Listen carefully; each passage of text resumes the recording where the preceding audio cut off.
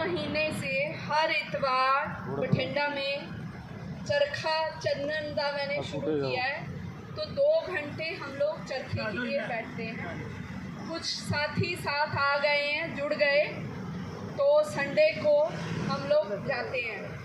पर मैंने इस चरखे को अपनी लाइफ और अपने मोटो के साथ कैसे जोड़ा, जैसे सारी बातें विकास जी ने बताई, बहुत ही ज़्यादा मेडिटेटिव है। मुझे तो चरखा बहुत मुश्किल से आया था, आ ही नहीं रहा था। जब मैं पहले गई, कुछ इंटरेस्टिंग बात है, जब सेशंस में चरखा चलाने लोग बैठते थे तो 1-2 दिन मैंने देखा, फिर मैं सोने चली जाती थी कि वेस्टेज ऑफ टाइम है, ये मेरे बस का नहीं है, मुझे नहीं सीखना चाहिए। 3-4 बार ट्रेनिंग प्रोग्राम्स में भी नहीं आया। फिर मुझे ये चरखा थमा दिया गया एक ट्रेनिंग में कि ये अब आपका चरखा है। तब मैंने सोचा कि अब तो इसको सीखना पड़ेगा। तो पिछले 2 महीने से जब मैं बठिंडा में चरखा चलाती हूँ तो बहुत सारे लोग आते हैं मेरे पास और वो पूछते हैं कि अमृत जी ये क्या है। मैं जब उनको बताती हूँ कि चरखा, कहते ये तो मॉडर्न चरखा है। मैंने कहा नहीं, ये गांधी चरखा है। तो लोग मेरे से आके पूछते हैं कि आप चरखा क्यों चला रहे हैं।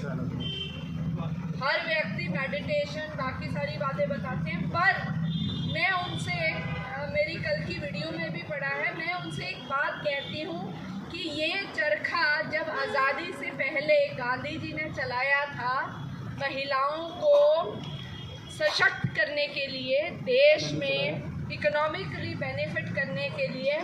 आज मेरे देश में अगर मैं आज बैठी हूँ तो मैं चरखा इसीलिए चला रही हूँ क्योंकि आपके माध्यम से मैं एक मैसेज देना चाहती हूँ। तो वो पूछते हैं कि कौन सा, क्या मैसेज।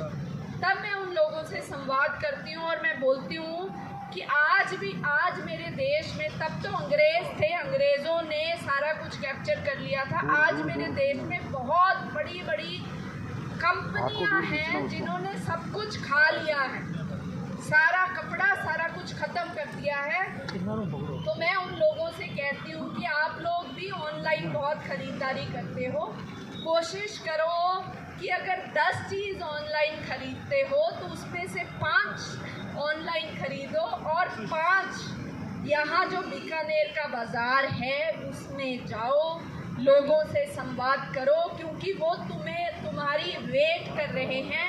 आज नहीं तो कल अगर आप लोग वहाँ नहीं जाओगे तो वो बंद हो जाएंगे और वो हमारे लोग हैं। और मैं चरखा उन लोगों के लिए चला रही हूँ कि मैं आपसे संवाद कर पाऊँ। और इसका एक बात आगे चली तो एक अंकल ने अपनी बात शेयर की। वो एक करियाना दुकान को छोड़ गए थे कि रिलायंस मॉल में सामान लेते थे। वो कहते मैं दुकान पे गया तो मेरे से दुकानदार ने पूछा कि आप तो बहुत साल तक आए नहीं। तो वो कहते मैंने कहा कि मुझे किसी ने कहा कि जिस दुकान से आप जाते थे ना उसका 2 रुपये महंगा होगा, पर उसके पास जाके सामान खरीदो क्योंकि वो तुम्हारे इंतज़ार में है। तो मैं अब जो ये चरखा चलाती हूँ लोगों से ये संवाद करती हूँ। और हाँ, हर एक व्यक्ति का चरखा और चरखे के साथ अलग संवाद हो सकता है, पर ये जो इतनी सारी दुकानें हैं ये हमारे लोग हैं, ये चीज़ को हमें समझना पड़ेगा। और अगर हम और भी किसी चीज़ के साथ इसको जोड़ सके और अपने मेडिटेशन के साथ, तो ये हमारे लिए बहुत इफ़ेक्टिव है। धन्यवाद। विक्रम जी।